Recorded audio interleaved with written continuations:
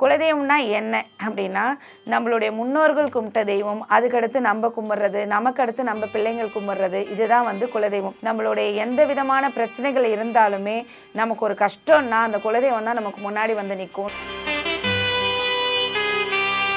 என்னதான் நம்ம இஷ்ட தெய்வத்தை கும்பிட்டாலும் கம்பல்சரி குலதெய்வத்தை கும்பிட்டே ஆகணும். குலதெய்வத்துடைய வழிபாடு இல்லாமல் எந்த தெய்வத்தை கும்பிட்டாலும் எவ்வளோ பெரிய ஹோமம் பண்ணாலும் அது எல்லாமே யூஸ்லெஸ்ஸாக தான் போகும். கண்டிப்பாக அது உங்களுக்கு எனக்கு ஜாதகமே இல்லை, எனக்கு வந்து டேட் ஆஃப் பர்த் தெரியாது, டைம் தெரியாது, ஆனால் நான் எப்படி என் குலதெய்வத்தை தெரிஞ்சுக்கலாம்னு சொல்லிட்டு நிறைய பேர் கேட்கலாம். ஸோ அதுக்கு தான் இந்த சோழி பிரசனம்ன்றது. செய்வினை இருந்தாலும் சரி, ப்ளஸ் வந்து ஏதாவது வீட்டில் அமானுஷ்யம் ஏதோ கெட்ட ஆத்மாக்கள் ஏதாவது சுற்றிட்டு இருந்தாலும் சரி, சோழி பிரசனம் போட்டு பார்க்கும்போது அந்த இடத்துல என்ன இருக்குது அப்படின்றது சரிங்களாம். சில பேர் பார்த்திங்கன்னா இந்த வீடு வாங்கிட்டு வீட்டில் என்னன்னே தெரியல, அந்த வீடு கிரகப்பிரவேசம் போனதுலேருந்தே பிரச்சனை இருந்துகிட்டே இருக்குன்னு சொல்லுவாங்க. அந்த மாதிரி இருக்கிறவங்களுக்கும் அந்த இடத்துல என்ன பிரச்சனை இருந்திருக்கு, இதுக்கு முன்னாடி ஏதாவது அந்த இடம் வந்து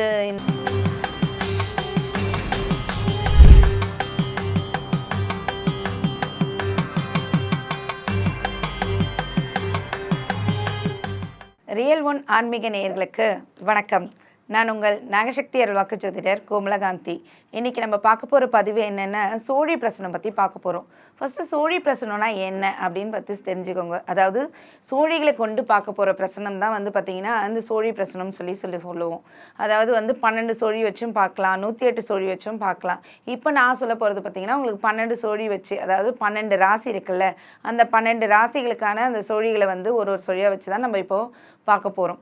இன்றைக்கி பார்க்க போகிற பதிவு என்னென்னா, அதாவது நிறைய பேருக்கு இருக்கிற குழப்பம், எப்போ பார்த்தாலும் எங்கிட்ட கேட்குற கேள்வி என்னென்னா, அம்மா எங்களுக்கு குலதெய்வம் குறைன்னு சொல்கிறாங்க, எங்களுக்கு குலதெய்வமே தெரியல, நாங்கள் எப்படி ஜாதக ரீதியாக கண்டுபிடிக்கலாம் அப்படின்னு சொல்லிட்டு நிறைய பேர் கேட்டுட்ருக்காங்க. ஜாதக ரீதியாக எப்படி கண்டுபிடிக்கலான்னு பார்த்தீங்கன்னா, 5ஆம் அதிபதியை வச்சு, அதாவது 5ஆம் வீட்டு அதிபதி ஆண் கிரகம் இருந்தால் ஆண் சம்பந்தப்பட்ட குலதெய்வம் இருக்கும்.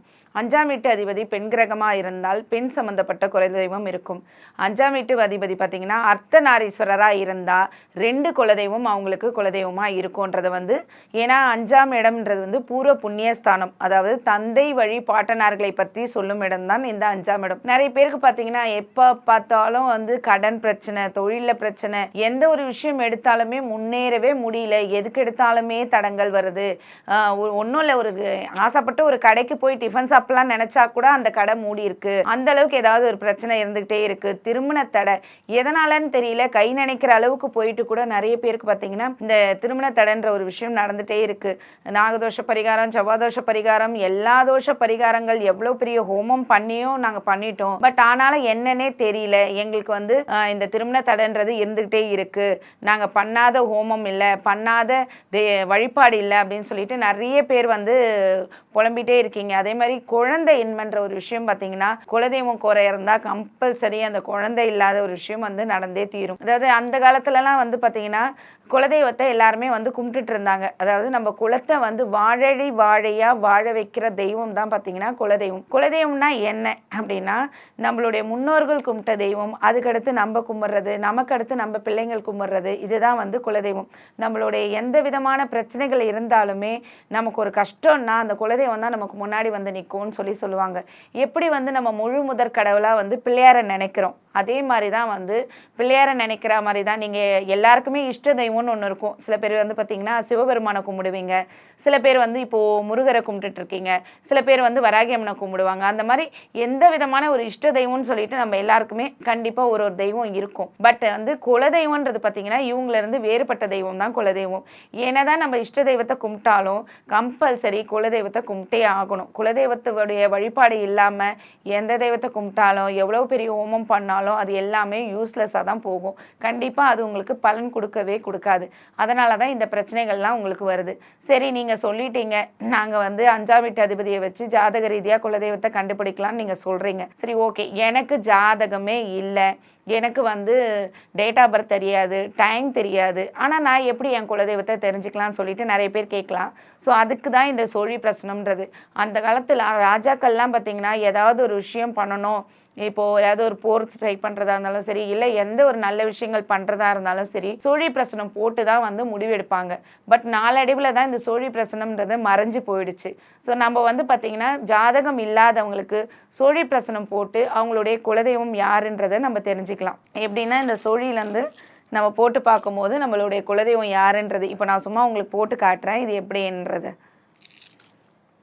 ஓம் நாகத்வஜாய வித்மஹே நாகரூபாய தீமஹி தன்னோ நாகதேவி பிரசோதயாத்.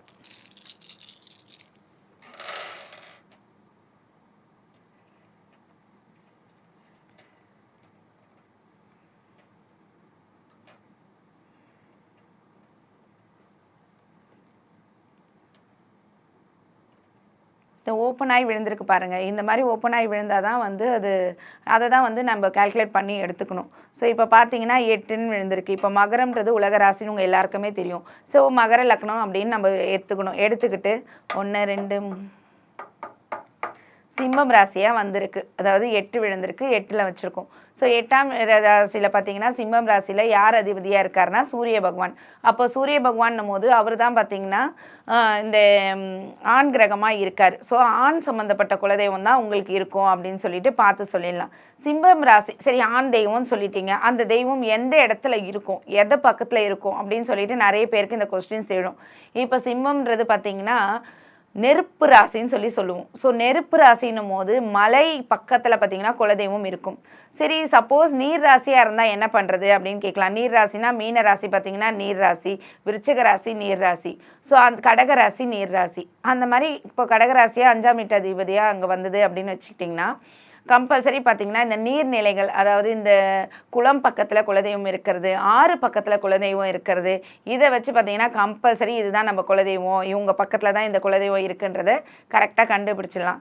அதே மாதிரி காற்று ராசியாக இருக்குது. இப்போ மிதுன ராசிலாம் பார்த்திங்கன்னா காற்று ராசி, கும்ப ராசி காற்று ராசி, துலாம் ராசி காற்று ராசி. ஸோ இந்த மாதிரி இருக்கும்போது பார்த்திங்கன்னா கம்பல்சரி வந்து இந்த நிறைய மரங்கள்லாம் இருக்குது பாருங்கள், அந்த மரங்கள் பக்கத்தில் குலதெய்வம் இருக்கும். ஸோ அந்த மாதிரி ஒவ்வொரு தெய்வங்களும் அந்தந்த எந்தெந்த இடத்துல நிற்குதுன்றதை வச்சு, அதே மாதிரி அந்த ராசி எந்த ராசின்றதை வச்சு கண்டிப்பாக குலதெய்வத்தை கணிச்சு சொல்லலாம். இப்போ தனுசு ராசியாக இருந்தால் நெருப்பு ராசி கம்பல்சரி நான் சொன்ன மாதிரி மலை பக்கத்தில் இருக்கும். நீர் ராசியாக இருந்தால் குளங்கள் பக்கத்தில் இருக்கும். காற்று ராசியாக இருந்தால் மரங்கள் பக்கத்தில் இருக்கும்.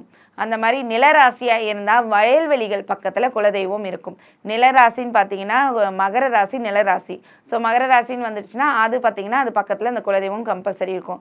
ஸோ சோழி பிரசனம் மூலயமா ஒருத்தவங்களுடைய குலதெய்வம் என்னன்றதை நம்ம கண்டிப்பாக கண்டுபிடிச்சி சொல்லிடலாம். ஸோ அதனால் குலதெய்வம் தெரியலன்னு கஷ்டப்படுறவங்களுக்கு இந்த விஷயம் எனக்கு தெரிஞ்சுக்கணும்னு ஆசைப்பட்டிங்கன்னா இந்த ஸ்க்ரீனில் தெரியிற நம்பருக்கு கால் பண்ணி எனக்கு குலதெய்வம் யாருன்றதை நீங்கள் தெரிஞ்சுக்கலாம். அடுத்து பார்த்தீங்கன்னா சில பேருக்குல அமானுஷ்யம்ன்ற ஒரு விஷயம் வந்து இருந்துக்கிட்டே இருக்கும்.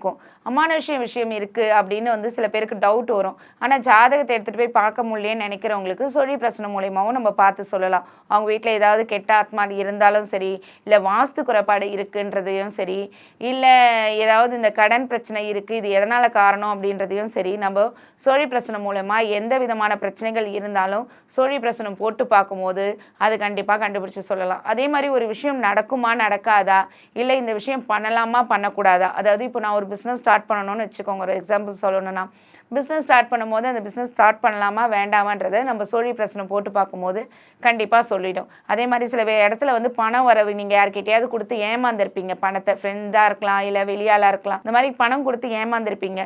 ஸோ பணம் கொடுத்து ஏமாந்தவங்க கிட்ட இருந்து பணம் வருமா இல்லையான்றது கூட பார்த்தீங்கன்னா சோழி பிரச்சனை போட்டு பார்க்கும்போது கரெக்டாக தெரிஞ்சிடும். ஸோ கண்டிப்பாக வரும் வராதுன்றதை வந்து சோழி பிரச்சனை வந்து நமக்கு காட்சி கொடுத்துரும். செய்வினை இருந்தாலும் சரி, ப்ளஸ் வந்து ஏதாவது வீட்டில் அமானுஷ்யம் ஏதோ கெட்ட ஆத்மாக்கள் ஏதாவது சுற்றிட்டு இருந்தாலும் சரி, சோழி பிரச்சனை போட்டு பார்க்கும்போது அந்த இடத்துல என்ன இருக்குது அப்படின்றது சரிங்களா. சில பேர் பார்த்திங்கன்னா இந்த வீடு வாங்கிட்டு வீட்டில் என்னன்னே தெரியல, அந்த வீடு கிரகப்பிரவேசம் போனதுலேருந்தே பிரச்சனை இருந்துக்கிட்டே இருக்குன்னு சொல்லுவாங்க. அந்த மாதிரி இருக்கிறவங்களுக்கும் அந்த இடத்துல என்ன பிரச்சனை இருந்திருக்கு, இதுக்கு முன்னாடி ஏதாவது அந்த இடம் வந்து ஏதாவது பிணங்கள் புதைச்சி வைக்கிற இடமா அந்த மாதிரி, இல்லை அந்த இடத்துல ஏதாவது இந்த இப்போ சில பேர்லாம் பார்த்திங்கன்னா இந்த பெட் அனிமல்ஸ் வளர்த்திங்கன்னா இந்த நாய் பூனை வளர்த்தா அவங்கவுங்க இடத்துல புதைச்சி வச்சுக்கிறாங்க. அந்த மாதிரி அந்த மண் ஏதாவது பிரச்சனையான மண்ணான்றதையும் நம்ம சோழி பிரச்சனை மூலமாக போட்டு பார்க்கலாம். ஸோ எந்த விதமான பிரச்சனைகள் இருந்தாலும் தொழில் பிரச்சனை, கடன் பிரச்சனை, குழந்தையின்மை, திருமண தடை, இது எல்லாமே பார்த்தீங்கன்னா சோழி பிரசனம் போட்டு பார்க்கும்போது நமக்கு கண்டிப்பாக கண்டுபிடிச்சிடலாம். இதுதான் பிரச்சனை அப்படின்றத கண்டுபிடிச்சி அதுக்கான தீர்வையும் வந்து சோழி பிரசனம் மூலமாகவே நம்ம கண்டுபிடிச்சி சொல்லலாம். இந்த பதிவு உங்களுக்கு பயனுள்ளதாக இருக்கும்னு சொல்லி நான் நம்புகிறேன். அடுத்த பதிவில் வந்து நான் உங்களை சந்திக்கிறேன். நன்றி, வணக்கம்.